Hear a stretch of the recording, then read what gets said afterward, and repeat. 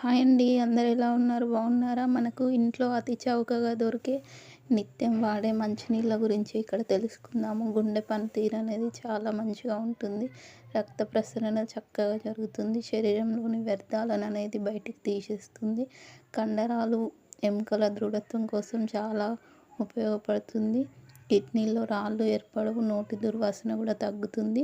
మనము తిన్న ఆహారంలోని పోషకాలను మన శరీరానికి అందజేస్తుంది. అది ఏ విధంగా అంటే, మనం తిన్న వెంటనే అందులో సప్లిమెంట్స్ అనేది జీర్ణమైన తర్వాత అవి విటమిన్స్ రూపంలో మన బాడీకి అనేది అందజేస్తుంది. మనం అవి వాటర్ తీసుకోవడం ద్వారానే సాధ్యమవుతుంది. కాబట్టి వీలైనంతగా మనము వాటర్ అనేది ఎక్కువగా తీసుకోవాలి.